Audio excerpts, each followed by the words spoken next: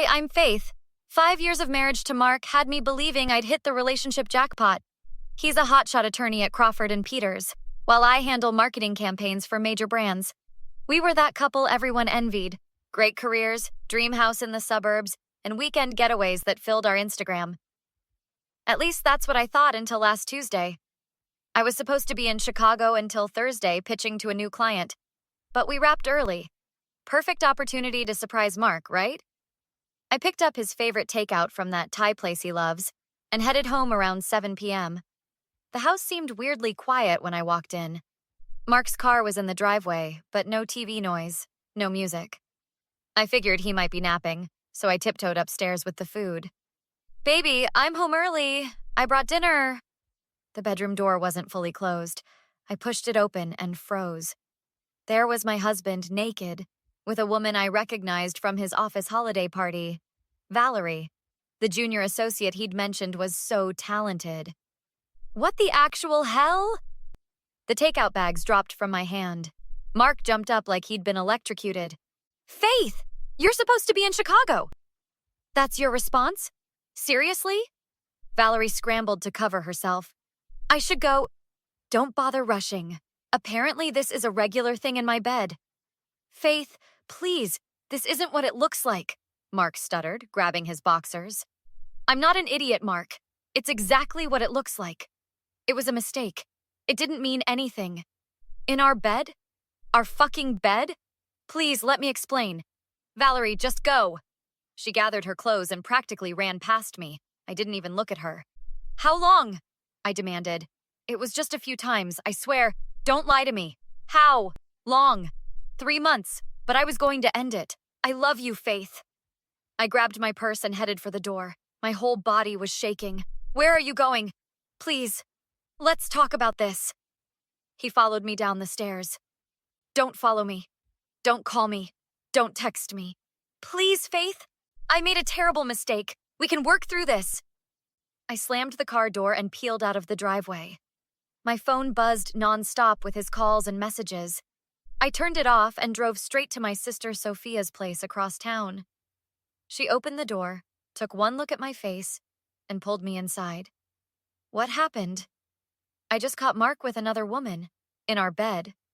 That bastard. I never trusted him. I need a place to stay tonight." "You can stay as long as you need. I'll grab some wine." As I sank onto her couch, the shock began wearing off. In its place came something darker, something colder. Mark had no idea what was coming. Sophia handed me a glass of wine and sat beside me. "Have you called Lisa yet? She should know what's happening." I took a long sip. "I'll call her tomorrow. Right now, I just need to process." 3 glasses of wine later, I crashed in Sophia's guest room. By morning, my phone had 37 missed calls and 24 texts from Mark. Delete, delete, delete. "You need to eat something." Sophia pushed a plate of toast toward me. "I'm not hungry." "Tough. Eat anyway. Revenge requires strength." My phone rang. "Lisa." I put it on speaker. "Girl, where are you? Mark called me freaking out, saying you disappeared." "I caught him screwing Valerie from his office. In our bed." Silence. Then, "Shit. I was hoping I was wrong." I sat up straight. "What do you mean, hoping you were wrong?" "I saw them together at Riverside Cafe 2 months ago. They looked cozy. I wasn't sure, and I didn't want to wreck your marriage over a hunch." My stomach dropped. "You should have told me." "I know. I'm sorry. I did some digging afterward, but couldn't confirm anything." "How are you holding up?" "I'm staying at Sophia's. I need to figure out my next move." "I'm coming over, and I'm bringing my laptop. We've got work to do." An hour later, Lisa arrived with her computer and a determined look. "First things first, let's check your shared cloud accounts."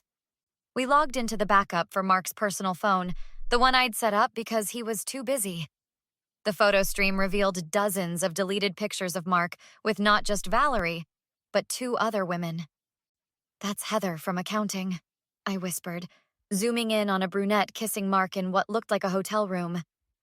"And isn't that Jenna from the paralegal team?" Lisa pointed to another photo. My phone buzzed. Mark again. "Please come home. I made a terrible mistake. I'll do anything to fix this.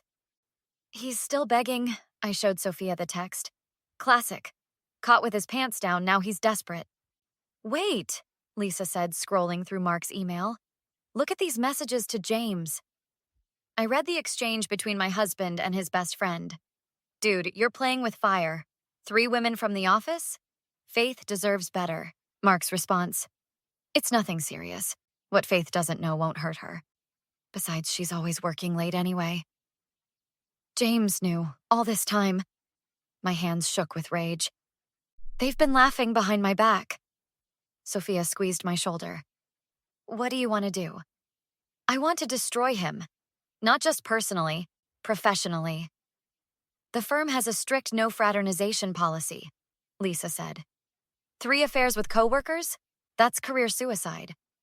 Derek, the senior partner, he's always been nice to me at firm events.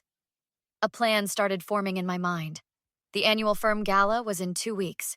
Everyone would be there. Partners, associates, staff. My phone buzzed again. Mark, I've booked us counseling. Please, I love you. This was a mistake. I finally texted back.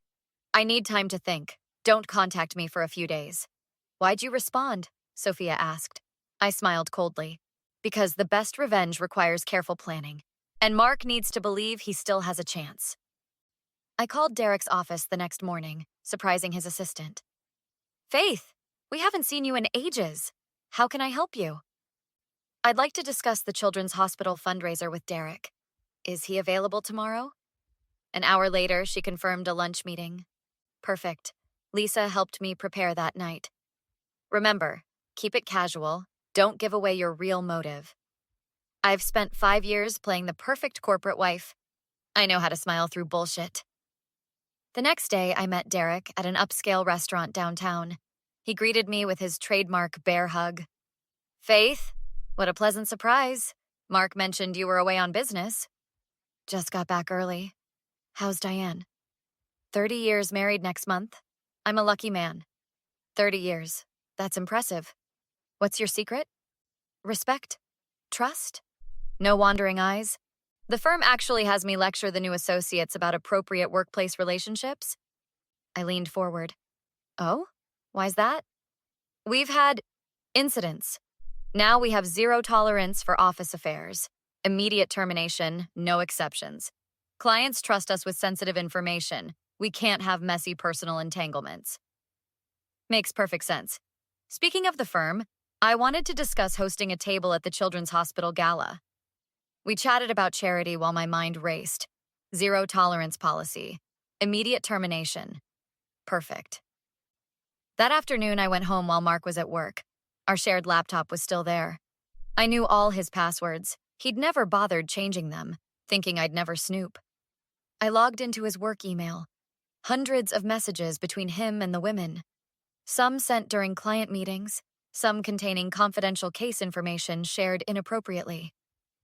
Jackpot, I whispered, downloading everything. I found expense reports where he'd charged client accounts for working dinners that were actually dates. Hotel receipts disguised as conference stays. Lisa called while I was compiling evidence. How's Operation Destroy Mark going? Better than expected. He's been using company resources for his hookups. Derek will lose his mind. The gala's in 10 days. Are you ready? Almost. I need to make Mark think we're working things out. I texted him. We should talk. Dinner tomorrow? His response was immediate. Yes, absolutely. Thank you. I love you. We met at a neutral restaurant.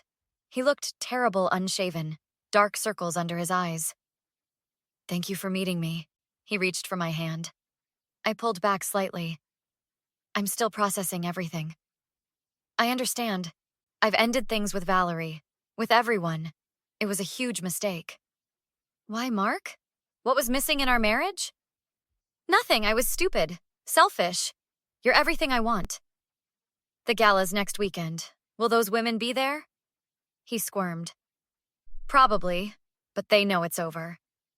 If we're going to try again, I need to face this head on. I'll go with you. Really? You'd do that? Marriage takes work, right? This is me working. His relief was palpable, pathetic. "I've missed you so much," he smiled, completely clueless. I forced a small smile. "I'll need to get my dress from home. Come back anytime. It's your home, too. I'll stop by tomorrow." That night, I finalized my plan with Sophia and Lisa. "Are you sure about this?" Sophia asked. "Once you do this, there's no going back. He destroyed our marriage. I'm going to destroy his career." The night of the gala arrived. I wore the red dress Mark always loved, hair and makeup flawless, the perfect supportive wife. When he saw me, his eyes lit up with hope. "You look incredible. Let's make it a night to remember," I smiled, clutching my small purse containing a USB drive. We arrived at the Grand Meridian Hotel. Mark kept his hand on my lower back, parading me around like everything was normal. Valerie nearly choked on her champagne when she saw us together. "Faith, you made it!" Lisa approached us, playing her part perfectly. "Wouldn't miss it," I replied. "Mark, honey, I need to use the ladies' room. I'll be right back." In the bathroom, Lisa handed me her laptop. "Everything's ready. Just plug in the drive when it's time." I returned to find Mark chatting with James, who looked shocked to see me. "Faith? Good to see you," James stuttered. "Is it? I thought you preferred me in the dark about things." We sat near the front as Derek approached the podium. Another successful year at Crawford and Peters. Our firm stands on 3 pillars: excellence, integrity, and trust. I squeezed Mark's hand. "I need to speak with Derek's assistant about the charity event. Be right back." I approached the woman managing the presentation equipment. "Derek asked me to add something for the charity announcement," I whispered, plugging in my USB drive. Derek continued, "We hold ourselves to the highest ethical standards." The screen behind him suddenly changed to emails between Mark and Valerie. Explicit messages. Hotel receipts? Photos? What is this? Derek turned around confused. I stood up. "This is what integrity looks like at Crawford and Peters. My husband, Mark, has been having affairs with 3 women in this room while billing clients for their meetings."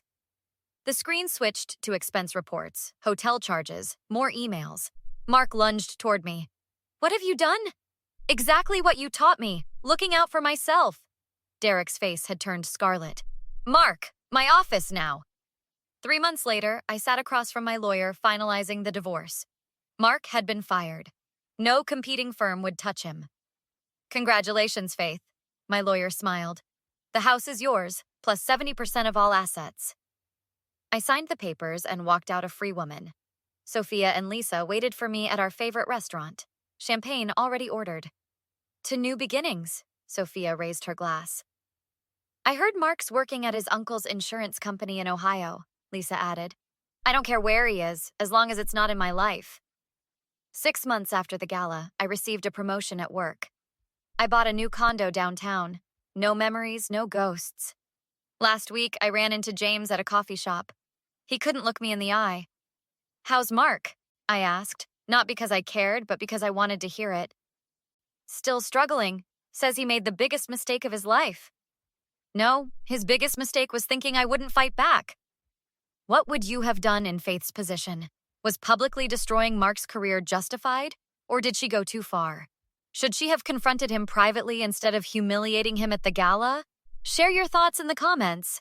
We'd love to hear whether you think Faith's revenge was perfectly deserved, or if you would have handled things differently. If you enjoyed this story and want to hear more like it, don't forget to hit that like button and subscribe to our channel for new revenge stories every day. Thanks for watching.